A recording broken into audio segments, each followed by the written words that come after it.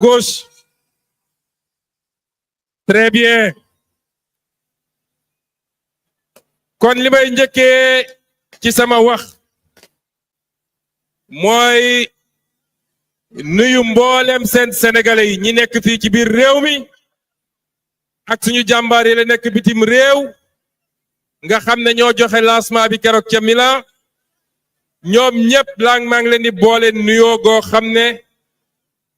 amul fu mu yem gannaaw ga ma nuyu mboolem seen suñuy kilifa diine ak gëm-gëm bu mu nit ci doon ñu ngi leen di jaajëfal di leen delloo seen wàccuwaay di leen jox orma gi nga xam ne moom moo war suñu digganteeg ñoom bu loolu weesoo nag ngeen may ma remercier féliciter kuréelu diine yi nga xam ne ànd nañoo ak ñun ci biir parti bi lu mel ni mouvement doomu daara nga xam ne ñëw nañu fii def fi liggéey bu ñëpp gis def fi ay ñaan te saa su ne ñu ngi koy def buñ ko gisee buñ ko gisul bi muy métteeg bi muy yomb ma delloo njukkal mouvement doomu jàngu bi nga xam ne ñoom it ñëw nañu ànd fii daat fiy def ay ñaan yàlla barkel ko moo tax ñu mën fay daje ci nii ma rendre hommage nag aux femmes du bois sacré nga xam ne ñoom it yemuñu ci ñaan gi waaye bi xeex bi di métti yéen ñëpp gis ngeen fameux bouclage de ma résidence à Ziguinchor ñu taxawoon ci premier loge bi bokk ci xeex bi kon mboolem seen ñooñu ñëpp kenn ku nekk ci gëm-gëmam ñu ngi lay gërëm di la sant te di ñaan yàlla sa ñaan nangu mbokk yi dama leen waxoon ci vidéo bi dinañu waxtaan ci ñetti anam dinañu waxtaan ci li jëm ci état mooy nguur gi waaye dinañu waxtaan ci li jëm ci politique de manière générale doog a daaneel nag waxtaan ci li jëm ci li ñu seq ñun ñi muy suñu parti benn bu nekk ci loolu jox naa ko solo soo xam ne bëgg naa kenn ku ne ci yéen su fiy jóge ak ñi ne devant leur écran di seetaan waxtaan wi kenn ku ne boo fi jógee bis ni ki tey ñu xam ni ubbi nañu une nouvelle page mbokk yi mbirum état dañoo xeex fukki at muy fukki at yu métti ñu ànd ca gëm-gëm ak dogu ba ñuy door matuñu woon fukki nit ci ab néeg yàlla di doxal ñuy dem muy màgg di màgg ba tey mu weesu lii loolu nag li ñu ko may ilaa yawmi diin bu ñu ko fàtte xam ngeen lu ñu ko may dëgg ak dëggu li ñu wuteeleeg politiciens yii di lappi fële mooy dëgg ak dëggu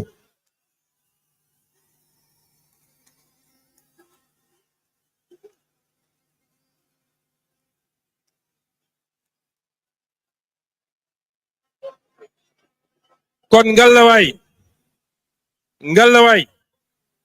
bu àdduna dox ba ñu gëm ni ñun léegi dañoo war a dugg ci tappale ak naxe mbaay parce que léeg-léeg ci suñu biir am na ñoo xam ne rawatina bi ñu egsee ci nguur jàpp nañ ni nag na nga def ba jot ci nguur du noon nga war a doxalee nguur dama ne la andi fi nga nekk boo ko fàttee la fay jëlee dina la bett loolu moo tax bi ñu yegsee li ñu njëkk a def ci état mooy bu leen fàtte ni dañ ñoo fal ak programme président Bassirou Diomaye Diakhar Faye muy programme bu am solo bi ñu yegsee dañu ne programme boobu fokk ñu sotti ko parce que booy tëgg programme te yegseegoo ci nguur dina bëri information yoo xam ne yoroo ko te information yooyu dafa am solo pour nga mun a mottali programme bi loolu moo andi bi ñu yegsee rek ñu taxawal kuréel liggéey ci lu gaaw daa di andi document bi ngeen dégg ñu tuddee ko vision 2050 nga xam ne li ko defar yépp premier mot bi ba dernier virgule bi doomu Sénégal ñoo ko defar jéggaane wuñ ko bitim réew bi ñu defee programme boobu tënk ko ci ay axe bi njëkk ñu ne faw rek te yàgg naa la wax ni réew mi amul problème politique problème économique la am moo tax premier axe bi ñu ne faw ñu tabax une économie compétitive mooy fexe ba am koom gu dëgër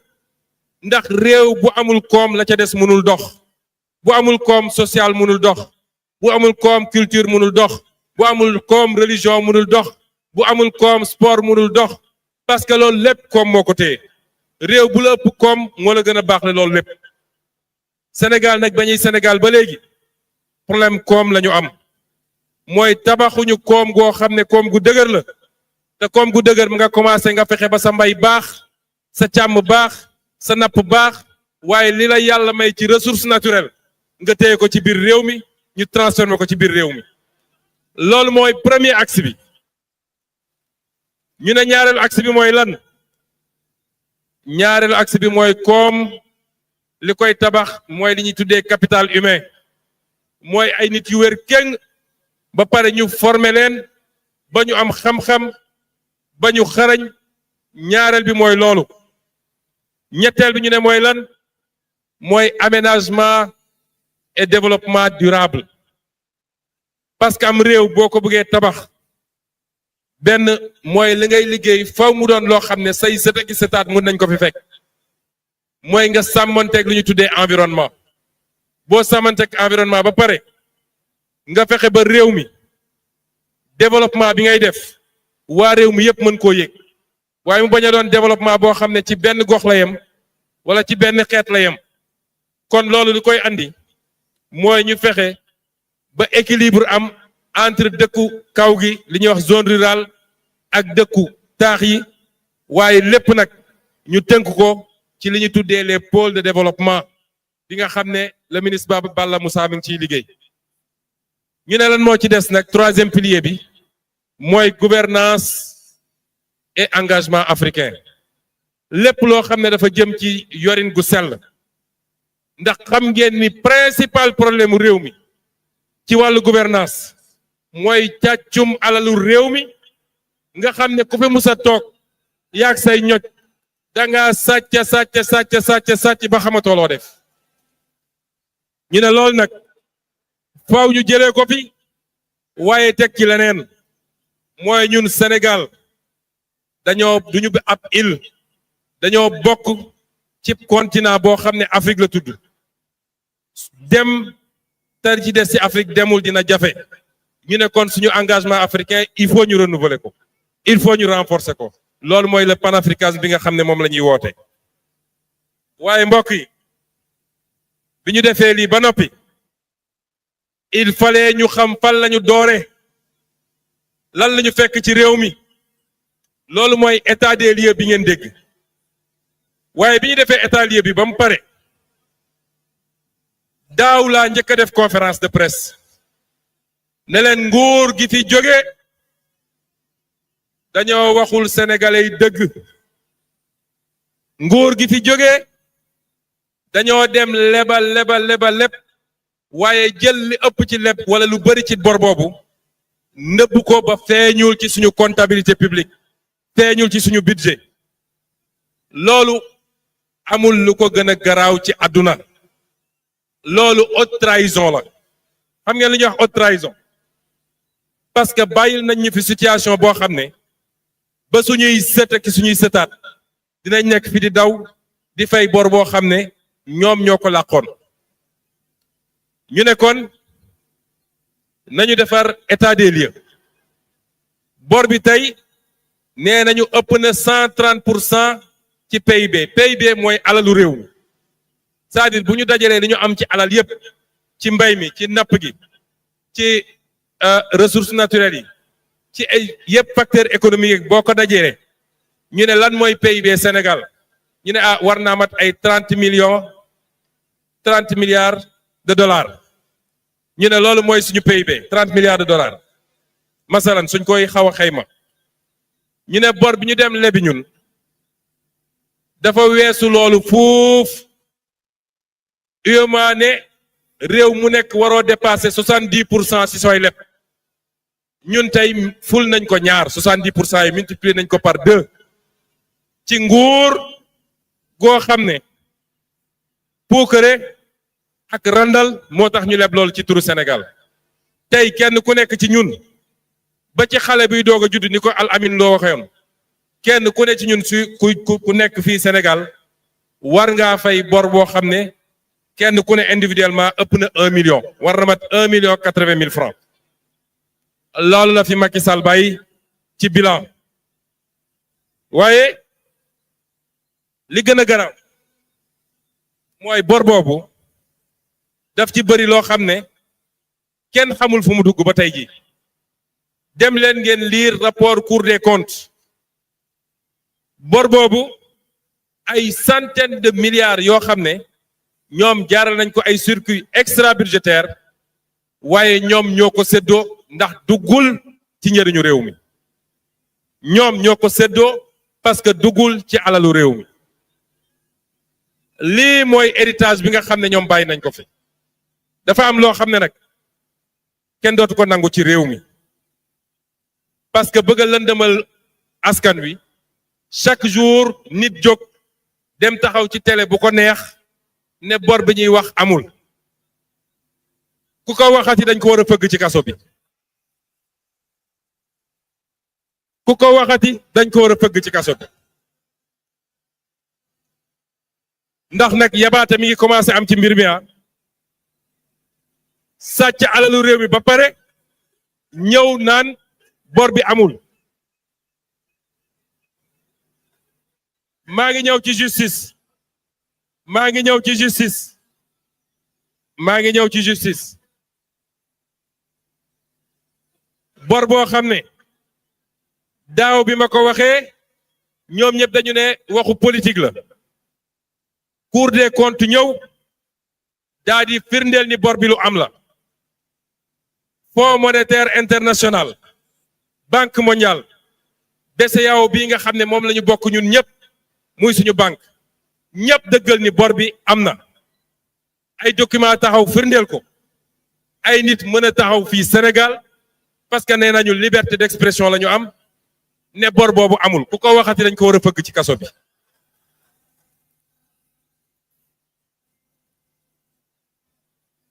kon tey ji ñun dañu ne lii biñ ko constaté tey ñi ngi toog ak waxtaan ak ñi ñu ko sekk ak yéen ñëpp dégg ngeen ba mardi bi passé wala ba vendredi bi FMI mi ngi woon fii Sénégal ñuy waxtaan ak ñoom ci mbirum bor bi waxtaan gi jafe na parce que réew bu toll fii lañ lay proposer ci solution mooy li ñuy tuddee restructuration léeg-léeg loolu lañ lay proposer mooy bor bi diis na diisaay boo xam ne sa askan mënu koo fay kon lañ ko mën a remplacer mooy da ngay nangu ñu considérer ni sa réew mënatul dem daanaka défaut am na léegi nag bor boobu ñu xool ni ñuy dajalee partenaires yi partenaires multilatéraux partenaires bilatéraux ñu dajale ñëpp ñu ne léegi Sénégal mënul fay boram te loolu conséquence bi ci njëkk mooy bu ñu constaté ni Sénégal presque réew en faillite la dootuñu am accès aux marchés internationaux pour lever des fonds marché bi day tëju partenariat public privé dina la jafe banque multilatérale yi jëflanteel ñëpp dinañ ñu yóbbu en procès pour ñu fay xaalis bi nga xam ne mooy bor bi ñu nëbboon lii la ñu fi Macky Sall bàyyi lii la ñu fi APR bàyyi ñooñu tey est-ce que am nañu war nañ leen bàyyi ñu ne ci réew mi di lappi ak di wax parti bii dañ ko waroon tas parce que parti criminel la amatuñu seen place fii ci Sénégal décret la ñu war a jël tas parti bii parce que amuñu place seen Sénégal.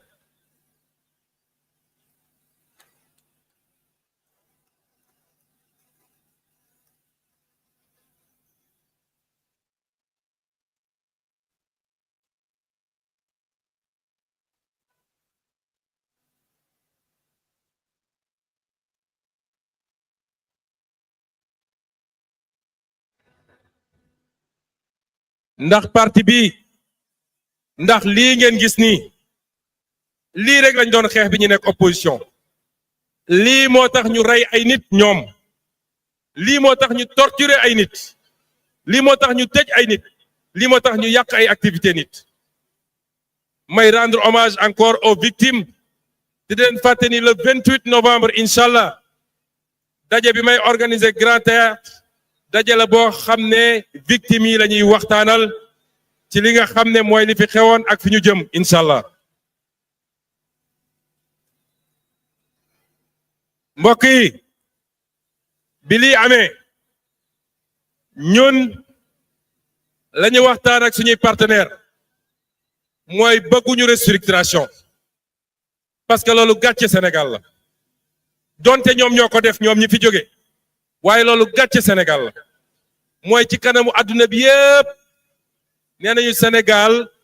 c'est un mauvais élève bu leb xaalis luubal ko mënu koo fay ñun nag li ñu leen wax mooy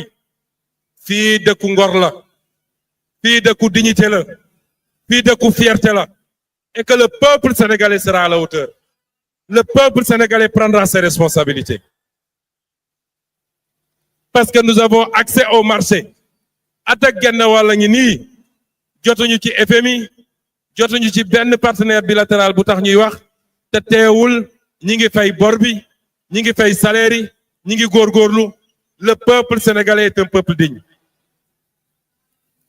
loolu moo tax ñu dem tëju liggéey andil leen le plan de redressement économique et social plan boobu nag ay sacrifice la ñu laaj sénégalais yi man maa leen woo ci ndigalu président Bassirou Diomaye Faye ma dem tëju def li may liggéey ak équipe yi jox ko mu valider ko ma xam ni am naa sañ-sañu taxaw devant les sénégalais ne leen je vous demande un sacrifice le sacrifice c'est sur 2 ans c'est sur 3 ans je sais que vous accepterez ce sacrifice là loolu moo andi le plan de développement le plan de redressement économique et social ñu defar ko ci lan ñoom gannaaw bu ñu yàqee réew mi bu ñu bëggee saboter dañ naan ñooy ñoom ñi ngi réclamer sénégalais ay l'impôt la ñuy réclamer sénégalais yi moo gën fuuf ñu dem ñu ne restructuration la ñuy def ñu seet nag ànd ceeg yërmande seet ay domaines yoo xam ne du domaine yoo xam ne domaine yu vital la ñun defuñu taxe ci ceeb bi defuñu ko ci diwlin bi defuñu ko ci suukar bi defuñu ko ci loyer yi defuñu ko ci courant bi defuñu ko ci ndox mi waaye ñu ne nañu seet loo xam ne du nécessité ci Sénégal ki koy def du nécessité ci moom waaye ku dem xoos yàlla may la nga gañe ñu ne lool nga gañe nag xanaa di nga ci jox tuuti réew mi ñu mën a tabax ay hôpitaux mën a tabax ay jàkk ay yoon mën a tabax yóbbul nit ñi courant ci àll bi loolu mooy le plan de développement de redressement économique et social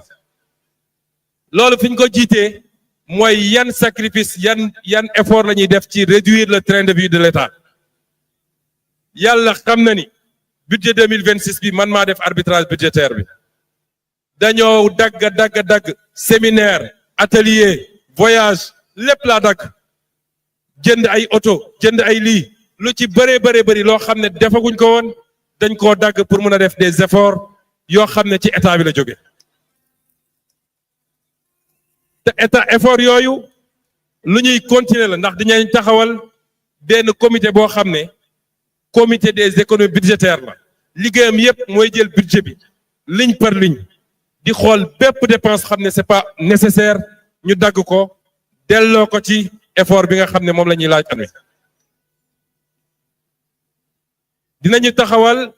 centrale d'achat boo xam ne lépp loo xam ne yàq la woon ci njëndum état dinañ ko mën a régler kon bëri na effort yoo xam ne tey lu ñu taxawal la ci mbirum état ba état bi la muy doxal mooy lépp strictement li nga xam ne ay soxlaam la ñu ne kon bu ñu defee loolu ba noppi mën nañu wëlbatiku ne dañuy demander waat ay effort yoo xam ne day jóge ci peuple bi mooy loolu ma leen wax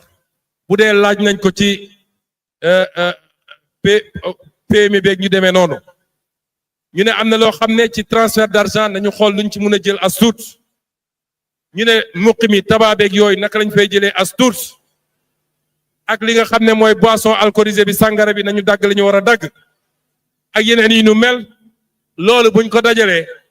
am nañu yaakaar ne ci ñetti at yi war nañu mun a mobiliser gën saa tuuti 6 000 milliards yoo xam ne dina permettre ñu fatt buntu yooyu nga xam ne ñoom bàyyi nañ ko fi loolu mooy effort bi ñu leen laaj ci presse bi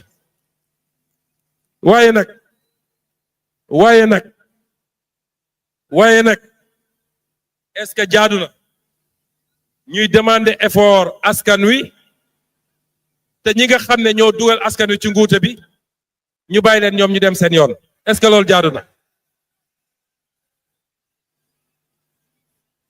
est-ce que loolu jaadu na xam nga justice lañu wax am na nag ay politiciens yu raté complètement di essayer def récupération de votre victoire nee nañu temps yi ñun la ñuy booleeg askan wi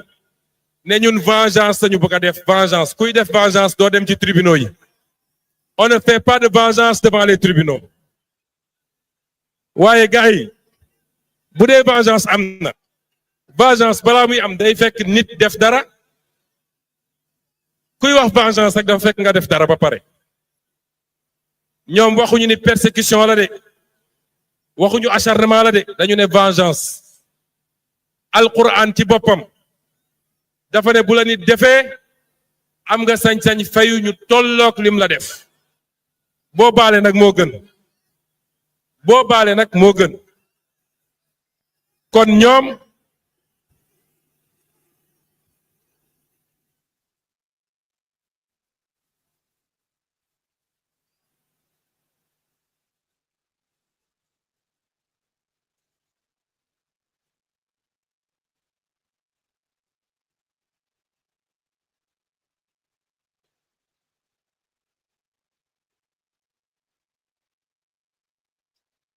fi ma waxee rek ci dégg-dégg xam ngeen fi ma waxee fan la dama fixé cadre global bi ñun fayantewuñu dañu ne justice dërëmu askan wi ku ko jël def ko naka sudul noonu ak ku faat bakkan fii ci biir askan wi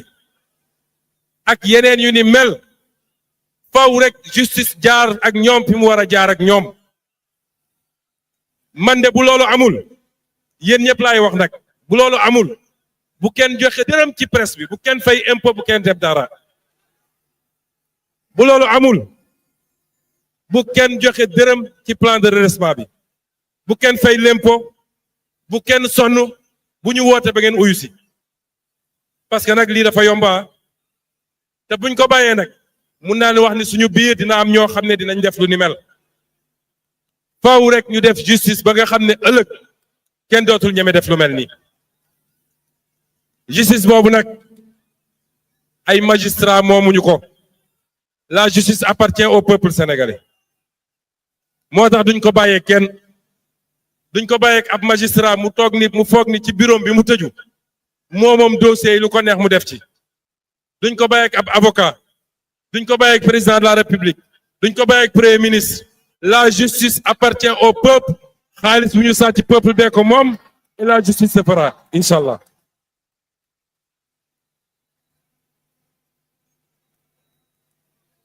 kon ñu ngi leen di demander ay effort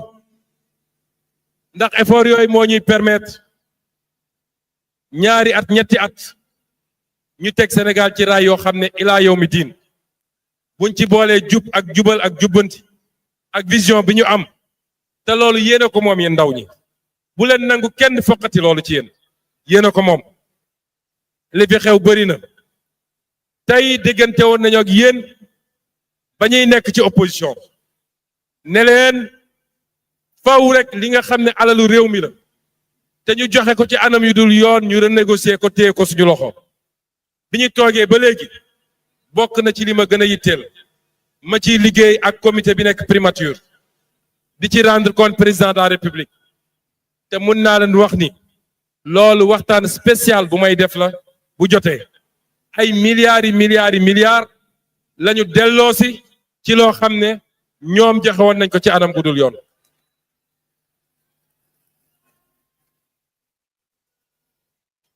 ma yégal leen nag ni xam ngeen yàgg naa wax ci pétrole ak gaz 2016 ma bindoon ci ab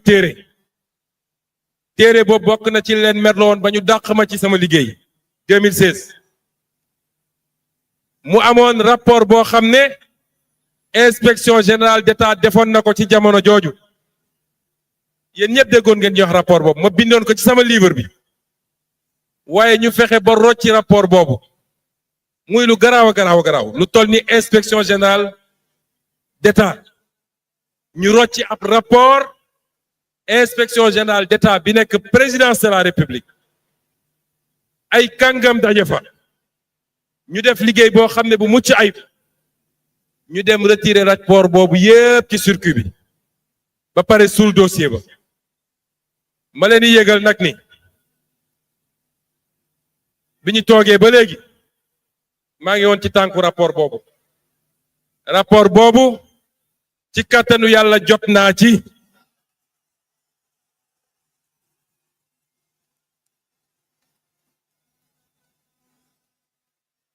rapport boobu am na ñoo xam ne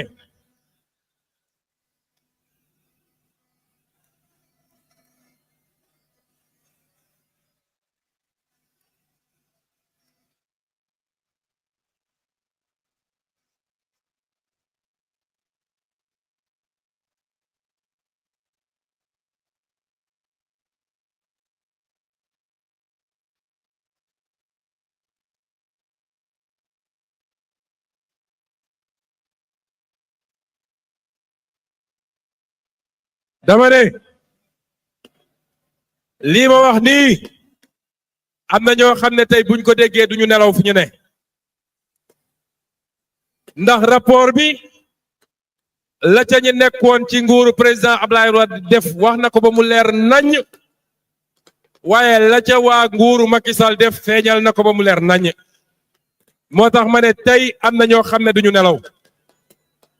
ndax rapport bi wane na suñu pétrole ak suñu gaz nga xam ne wax naa leen ko depuis 2016 ay sénégalais yu bari wax ko ñu xeex ci rapport boobu wane na naka la ñu def ba sàcc suñu pétrole ak suñu gaz joxe ko ci anam goo xam ne du intérêt réew mi bind naa nag bi ma ko jotee bind naa président de la république jox ko benn copie ci rapport bi wax ko nag lañ ci war a def te dinañ ko def mooy faw rek justice def liggéeyam ba ñu jaay suñu pétrole ak suñu gaz ñëw layoo ak sénégalais yi waaye rapport boobu war nañoo may ñu toogaat ak ñi nga xam ne tey ñoo yor suñu gaz ne leen liñ leen joxe mbir mi baaxul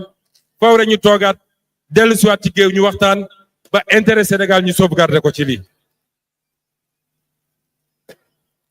mu des nag yeneen yi nga xam ne am na yëpp ngeen gis ko yéen ñëpp xam ngeen ni tappale ñu def ak caaxaan ñu def ba empêcher sama candidature man Ousmane Sonko ña ngi ko teg ci rapport bi ma waxoon IGF def ko ci li jëm ci Mame Mbaye Niang ñoom ñëpp ñu ne rapport ba amul ki ñu jàpp démb def ko bracelet électronique ban rapport lañ ko jàppee rapport bii lañ ko jàppee yàlla du seetaan lu dul dëgg rapport boobu tey mi ngi ci table procureur du pôle financier mi ngi ci table le le président du collège des juges d'instruction ci rapport boobu la ñu convoqué Pape Malick Ndour ci rapport boobu la ñuy wër Mame Mbaye Niang mi dem ràqatu ci Canada ñoo ne woon rapport boobu amul cour suprême conseil constitutionnel cour d'appel ñëpp daje def complot pour mu bañ a nekk candidat ne rapport ba amul te rapport boobu ci la ñuy tëjee ay nit tey lan moo gën a ruslu lii ci réew mu mel ni Sénégal lan moo gën a ruslu lii ci réew mu mel ni Sénégal te les mêmes ñoo fi toog ba léegi jàpp ni mun nañu wéyale seeni complot ak seeni tappale waaye bu ñu yaakaare nañ leen ci seetaan loolu jeex na ci Sénégal kon ñun justice lañu wax tappalekat yi génn naan ay vengeance ak pardon lu ñuy pardonné lan la ñuy pardonné ñi ko wax ñëpp mooy ñoo xam ne démb ñi ngi taxawoon jàkkaarloo ñu di ñu xeex tey ñu fat leen ci pouvoir ñu ne ñoom ñooy nax ñooy góorgóorlu pour nax président Bassirou pour ber ko ne ko bul topp Ousmane parce que Ousmane dafa bëri ay Ousmane vengeance sa bëgg Ousmane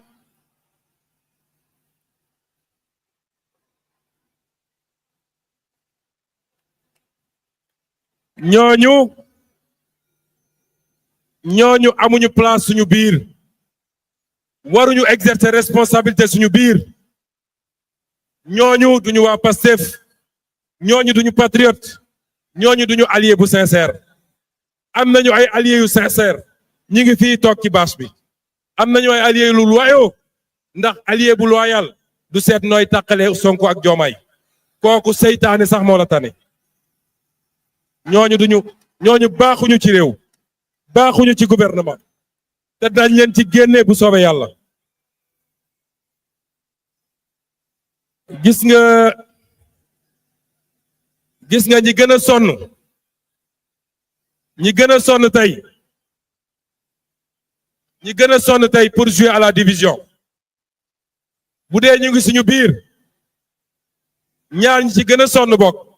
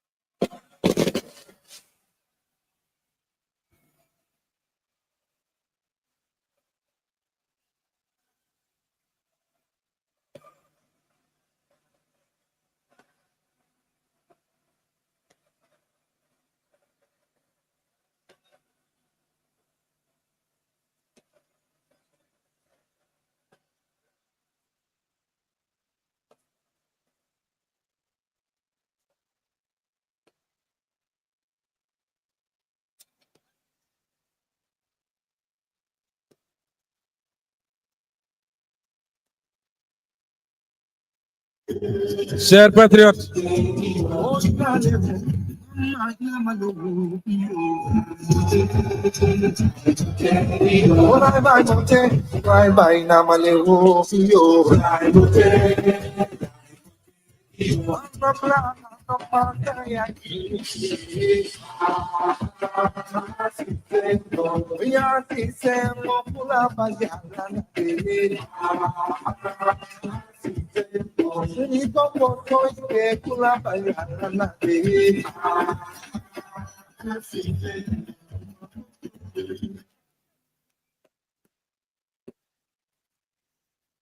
mbokki patriote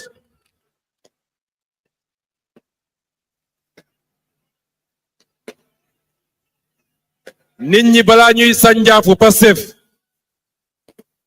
nañu xoolaat seen bopp bu baax ndax ñaar ñi bokk ci ñun ne ci ñun lañu bokk du ñoom ñaar rek waaye ñaar ñi ci gën a fës gën cee sonn am nañu problème ak jubal jubbanti kenn ki rapport IGE bu épinglé na ko ci lu ëpp 2 milliards ak quelque te bind naa président de la république wax ko ne ko kii mënatul nekk si ñun parce que mënuñu jàpp ay nit di leen tëj ba pare moo am ñoo xam ne rapport épinglé leen ñu toog fii yor seen làmmiñ di wax.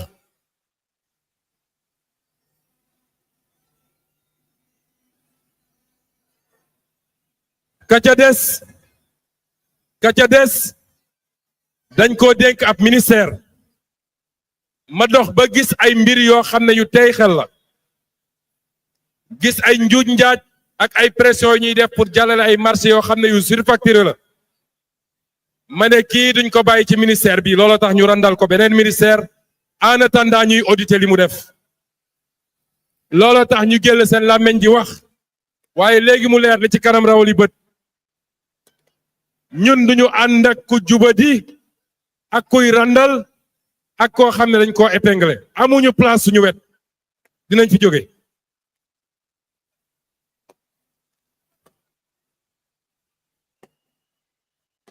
ma bëgg leen wax nag ni système bi ngeen xam ni moom lañ doon xeex système bi dañagu fi de patriote yi dama bëgg ngeen xam ni suñu combat tey lay door parce que système bi mi ngi ci justice bi ma nga ca administration bi ma nga fépp foo nekkoon ñi fi newoon di def lañ di doon def ñoo fi nekkaat ba léegi jëlee guñ leen fi te fi rek ñi ngi fi ci niñ fi nekkee woon lu ñu liggéey suba ba ngoon jot guddi ñu yàq ko est-ce que xam ngeen ni am na ñoo xam ne ña nga toog fële ci cour suprême du ñëpp nag ne li ñuy def ci parquet financier luñ fi liggéey suba ba ngoon jot bu ñëwee ñoom ñu yàq ko fii ci suñu biir justice parce que jàpp nañ ni ils ont des comptes à régler avec Ousmane Sonko du nguur gi de seen problème yépp mooy Ousmane Sonko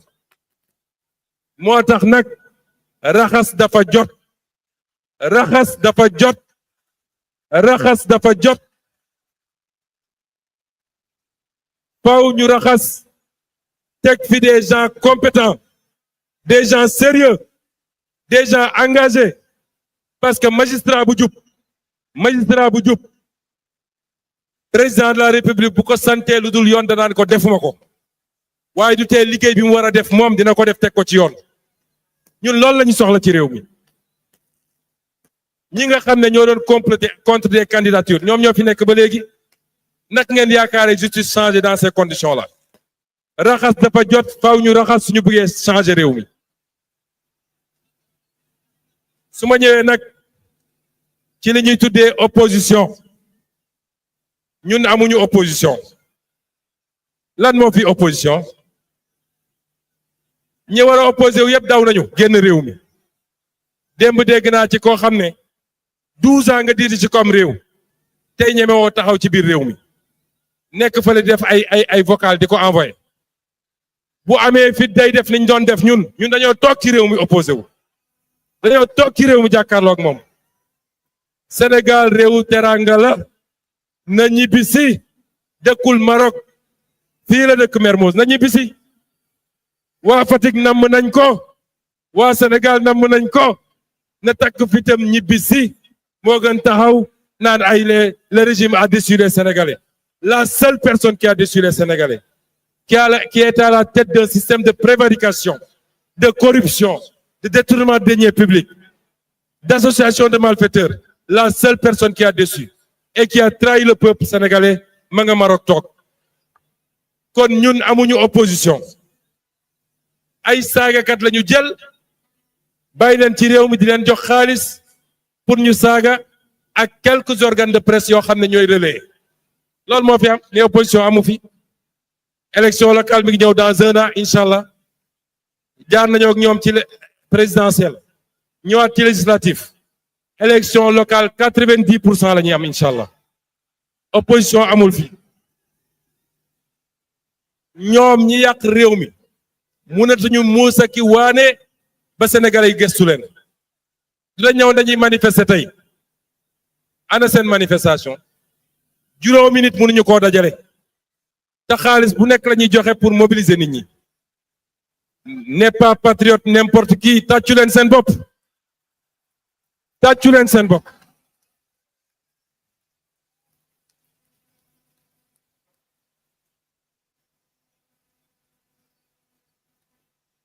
Donc ñun opposition de fuyards la ñu am. ñeeña nga Canada, ñeeña nga États-Unis, ñeeña nga Maroc, ñeeña nga Émirats arabes. Kenn ci ñoom ñemul ñëw fii. Nee nañu ñooñu ñoo bëgg a jëlaat réew mi. ñooñu ñun jaaxaluñ ñu. Le seul problème de Pastef ci Pastef la mën a nekk. Le seul problème de Pastef ci ñun ñii la mën a nekk. du ma ci sori nag ndax du waxtaanu fii. ba tax nag mu des coalition. nee nañu dañoo ñëw au pouvoir avec une coalition.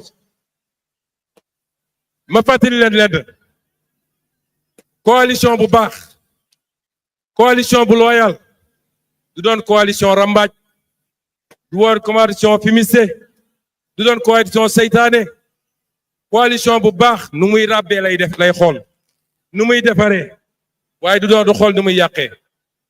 fii am nañ fay alliés yoo xam ne alliés yu baax lañu ñu ngi nii mënuma leen lim.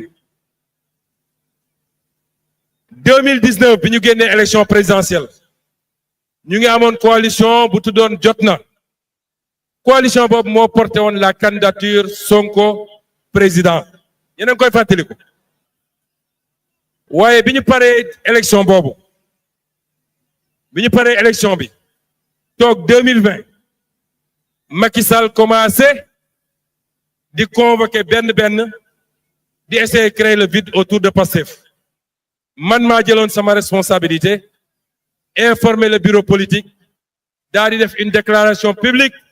ne Pastef bokkatul ci coalition booba. est-ce que jàpp ngeen ni Pastef da war a génn ci coalition bii. est-ce que jàpp ngeen ni Pastef dafa war a génn ci coalition bii. est-ce que jàpp ngeen ni ko Pastef dafa war a génn ci coalition bii. Pastef du génn ci coalition bi xam ngeen ndax lan. 2019 ak 2024 bokkuñu.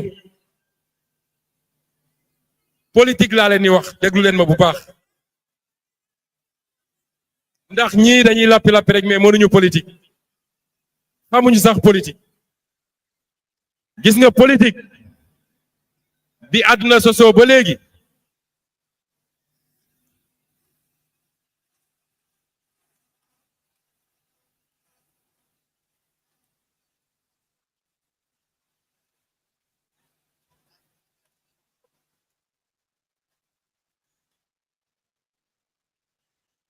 gis nga politique bi àdduna sosoo ba léegi une coalition se structure autour du parti majoritaire au pouvoir. coalition pouvoir parti au pouvoir moo koy defar. doo ñëw ba egg si pouvoir ñu bàyyi ay xuusma ñàpp yoo xam ne kenn xamul fu ñu jógee ñu ne ñoom ñooy dem defar coalition autour du président Bassirou Diomaye Faye. La coalition sera structurée autour de Pastef les Patriotes. Ce sera une nouvelle coalition. ñi bëgg yépp am na ñu fi nekk fii déjà sous la bâche. am na ñoo xam ne seen option mooy fusion avec Pastef. barkaati démb réunir na une quinzaine de partis politiques. ñu ci bëree ngi fii. la ñu bëggoon sax mooy suñu ñëwee fii ci meeting bi. ñu annoncé ni ñoom fusionné nañu ak Pastef. man maa leen ne nañ ko liggéey togg ko ba mu ñor. ñooñu mooy ñi bëgg a dugg Pastef. Pastef reste ce parti ouvert. bépp sénégalais boo xam ne sa loxo set na. nga bëgg réew mi. am yéene ci ànd ak ñun ci jubal ak jubbanti. moo xam citoyen ordinaire nga. wala cadre nga. intellectuel nga. maire nga. député nga. ak képp ku mu munti doon. tu as ta place dans ce grand parti. ce formidable parti. cette machine qui s'appelle Pastef les Patriotes.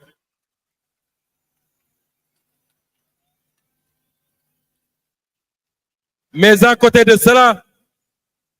coalition bi dañ koy continuer structurer lépp loo xam ne méngoowul ak suñu gis-gis daañu tàqalikoog moom na dem samp ndigg ndëndëm ndax yàgg nañoo samp seen ndënd mënuñoo am benn député mënuñoo am benn maire ndax amuñu benn poids politique ku yaakaar ni mun nga manipuler diggante Sonko ak Diomaye ba taxawal li ngay taxawal li nga échoué sa carrière politique yépp nga ñëw récupérer ko tey nax nga sa bopp.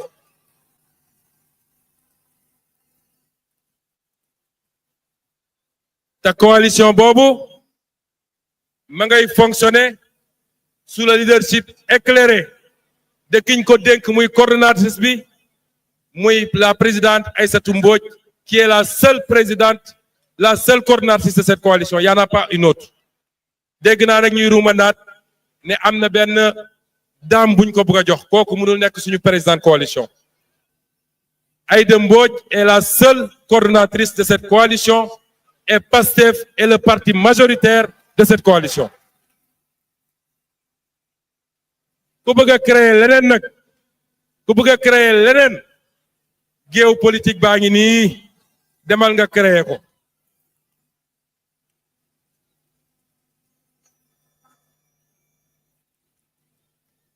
li jëm ci parti bi nag mbokki PASTEF lay waxtaanal fi mu toll nii li jëm ci parti bi. parti PASTEF kenn amul seen fay ñun waa parti PASTEF Sénégal ci boppam amul suñu fay kenn ku nekk ci yéen jàmbaar nga macha allah waaye PASTEF dafa di parti boo xam ne dafa juddu rek taxaw dox parce que may ñu ko fu mu jàngee toog may ñu ko fu mu jàngee raam may ñu ko fu mu jàngee taxaw dañoo juddu 2014 2016 ñu commencé ñu attaqué. ba 2024 fitna bu ne ñu teg ñu ko looloo tax nag am na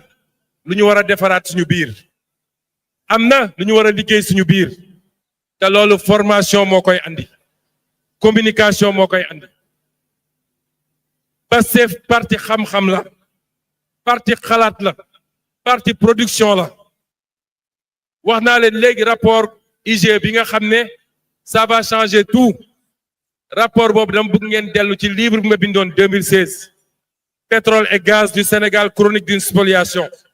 bu ngeen demee diggante page 104 ba page 154 bu dee taal ngeen lire livre bi yëpp lii lépp waxoon nañ ko ci. PASTEF parti xam-xam la du parti saagante du parti xaste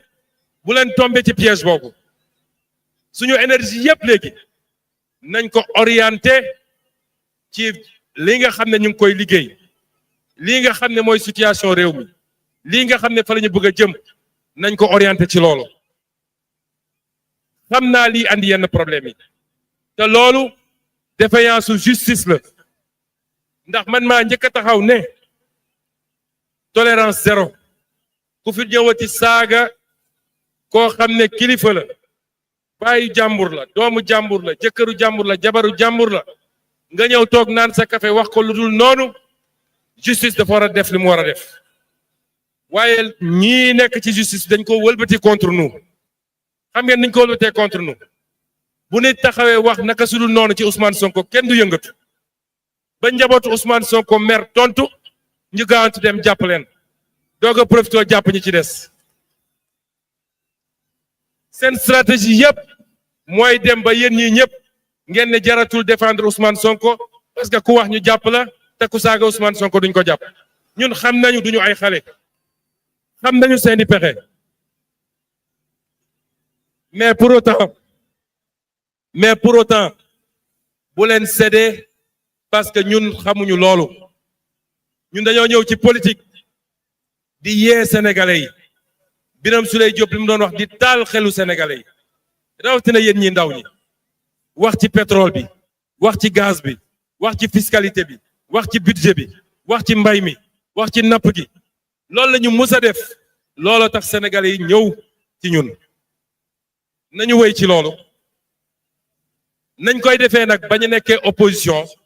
noonu lañ koy defee tey boo yoree nguur moo tax liñ leen di njëkk a ñaan mooy cette formidable énergie qui est là tey adduna yépp bu ñu tiimee gis lii nañ xam ni Sénégal ñu ngi derrière le président Bassirou Diomaye Faye nañu xam ni Sénégal ñu ngi derrière le premier ministre Ousmane Sonko nañu xam ni Sénégal ñu ngi derrière le gouvernement loolu bu ñu perte ci temps ci wax ju amul solo waaye condition bi lenn la aussi mooy il faut que la justice soit juste et fasse son travail bu dee ñi yor justice bëgguñu Ousmane Sonko sax nañu def seen liggéey li loi wax loolu rek moo ci am solo en attendant que ñi nga xam ne ñoo war a def li ñu war a def pour placer les magistrats qu'il faut là où il faut parce qu'il y en a ñu def li ñu war a ñu def li ñu def kon mbokk yi Pastef du parti boo xam ne ku gisul ku ñu joxul li nga bëgg rek nga ne gedd naa loolu du Pastef waxu nomination ak poste nañ ko wàññi kenn ku nekk mun na am ambition waaye ngal la waaye bu ñu sénégalais yi jéppi ni ñu jéppe woon ñi fi jiitu ci nañ ma jox nañ ma sédd li sénégalais yi di xaar ci ñun mooy ñu wax leen dëgg nii ma ko defee li sénégalais yi di xaar ci ñun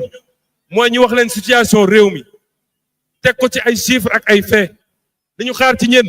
mooy ñu ànd ak ñoom ci sacrifice yi li ñu xaar ci ñun mooy ñu fixer leen un cap boo xam ne leer na ni dans 5 ans dans 10 ans fii la ñu bëgg a yóbbu Sénégal mbokk yi Pastef du parti xaalis Pastef du parti xaalis moo tax nag maa ngi dégg ay discours de temps en temps léeg-léeg ma réunir responsable yi ñu ne ma wéy nañu xam ni léegi nguur la ñu nekk il faut ñu am xaalis parce que nit ñi bu njëkk ba dañu daan yërëm duñu laaj xaalis mais léegi dinañu laaj xaalis sénégalais yi xaar ñu ci ñun ñu yor ay milliards di leen ko séddale sénégalais li ñu xaar ci ñun mooy ñu réussir la politique agricole ñu réussir la politique industrielle ñu réussir la création d'emploi ñu yóbbu courant beeg ndox mi fi mu war a dem bu ñu jëloon xaalisu réew mi yëpp di ko séddale sénégalais yi te li ma wax amul benn sénégalais duñu woteel waaye ñi fi jógee du xaalis sañu yoroon di ko séddale est-ce que sénégalais yi dàquñu leen te ñaare bu ma commencé dégg discours yooyu sama xel du dal ndax loolu mooy yóbbu nit ci randal ak dëpp kees te ku fi dëpp kees nag waa Pastef ku fi dëpp kees kuñ fi dégg nga dëpp kees kaso nga jëm ak koo munti doon bu ñu bëggee am xaalis bu ñu politiquer nañu commencé ci cotisation yi fii am na ñu am ndomb tànk te duñu cotiser lank ne duñu cotiser ñu nommé le directeur général ñu fal le député nga ne yow doo cotiser foo ko teg nañu commencer par cotiser ne soyons pas moins dignes que ces braves jeunes qui bravent le soleil qui bravent les grades lacrymogènes qui se sont battus nañu am dignité commençons par les cotisations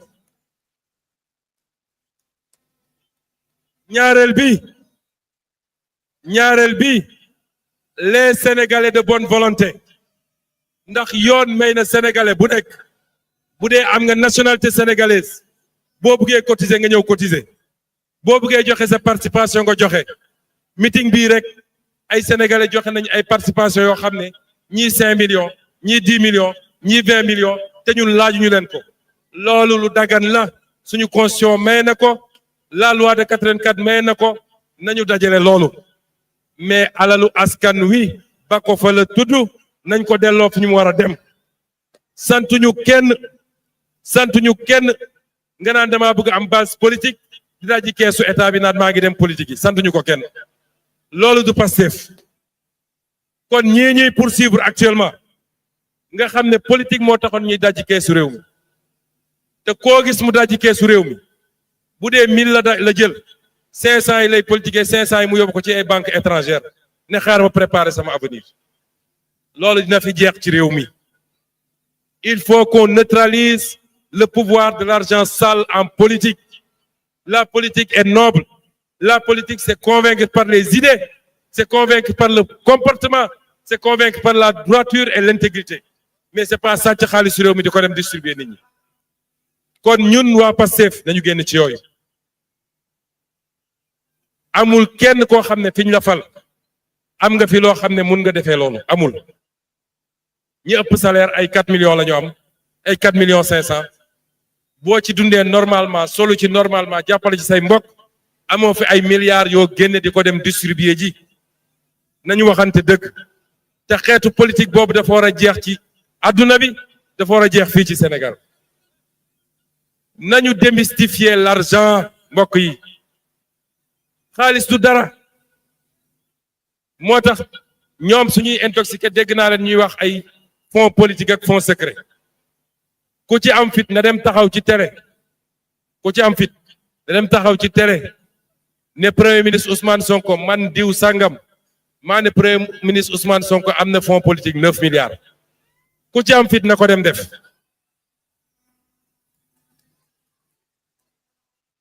duñ ko mus a def ay nit lañuy yebal ci réseaux sociaux yi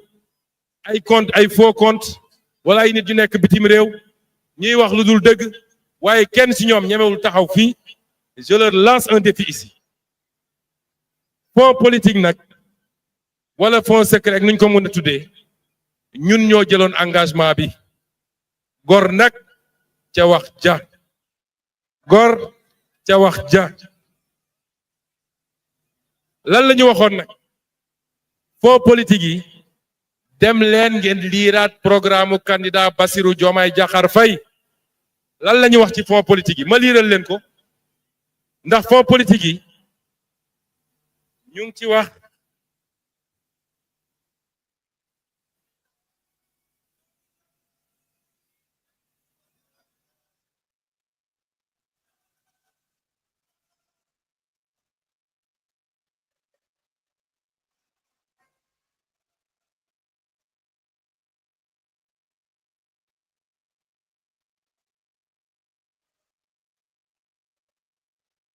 fonds politique yi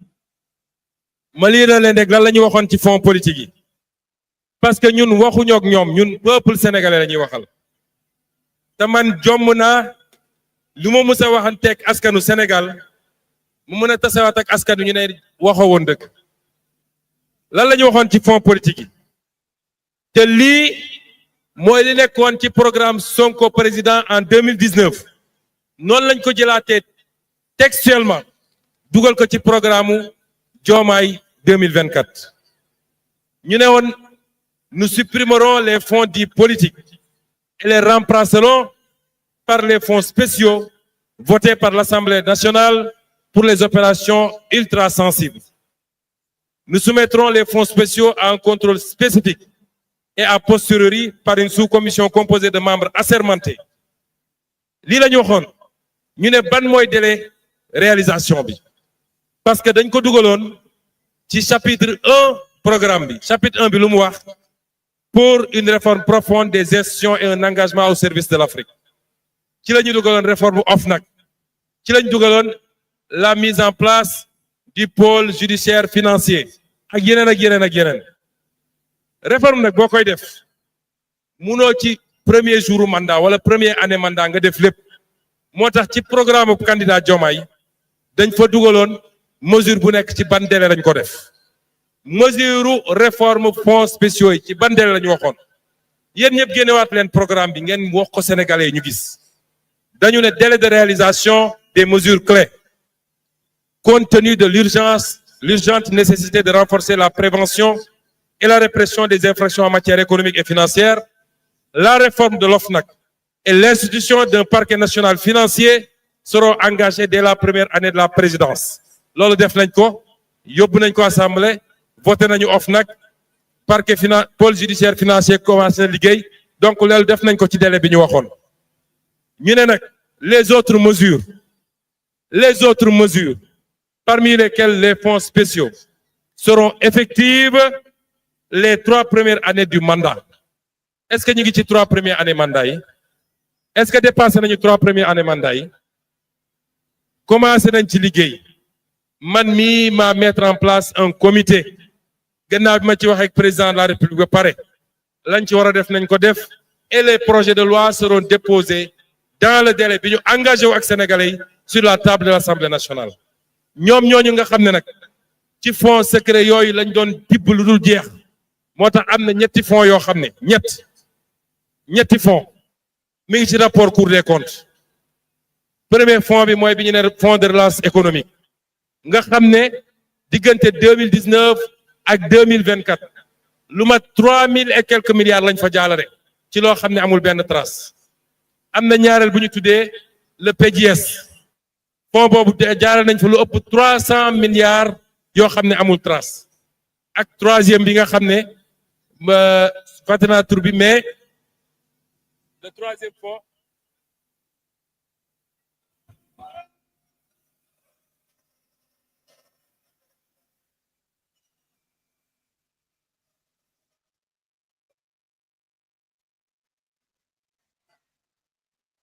donc ma ne premier fonds bi di li ñu tuddee compte de dépôt du trésor compte de dépôt au trésor gouvernement nga xam ne entre 2019 ak 2023 rapport Cour des comptes page 16 et 17 nee na jàllale nañ fa 1343 milliards 1343 milliards la ñu jaarale ci compte boobu lu amul benn contrôle ñu sax-saxee xaalis bi compte boobu wax naa waa Cour des comptes il faut ñu poursuivre liggéey bi il faut ñu dem dërëm bu ne ñu wax ñu fan lañ ko dugal am na compte bu ñu tuddee programme de défense des intérêts économiques et sécuritaires du Sénégal le PDS lu mat 300 et quelques milliards jaaral nañ ko foofu mu ne France muy ñaareelu compte bancaire bi nga xam ne ñu ngi ko ubbi woon ci benn banque de la place moo dul tudd ñu tuddee ko État du Sénégal relance de l'économie compte boobu nu mu tuuti rapport Cour des comptes nee na retracé nañu 150 milliards 157 milliards yoo xam ne ils l'ont géré de manière extra budgétaire yëpp ñu defoon ko ay compte secret di ci lekk xaalis di ci séddoo looloo tax ñu ne ñun bu ñu ñëwee on va réglementer ces comptes là mbokk yi Pastef bokkul ak benn parti ci Sénégal su ma nee bokkul ak benn parti ci Sénégal mooy parti yi nga xam ne jot nañoo gérer réew mi duñu ñoom duñu ñun jegantewuñu te parti yooyu sénégalais dootuñu mus a juum ba ñu dellu si au pouvoir ndax ndëngte njublang nëbb dëgg ñàkk gis-gis ak vision ak ñàkk priorité Sénégal dootul voter pour loolu moo tax nag fi ma bëgg a daanelee sama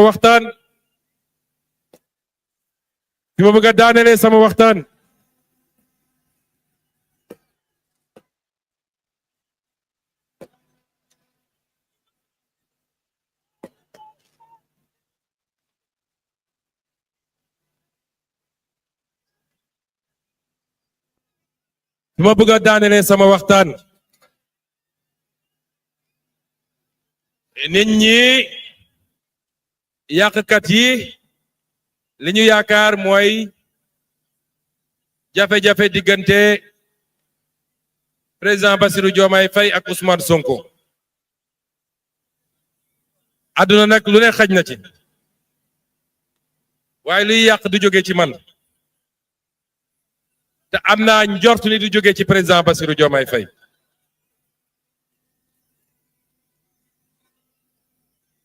président Bassirou Diomaye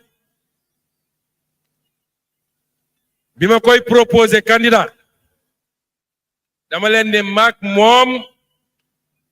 bëri na lu ñu méngoo ak lu ñu bokk gis-gis am na it yoo xam ne bokkuñu gis-gis moom bi may tabb premier ministre daf leen ne bëri na lu ñu bokk gis-gis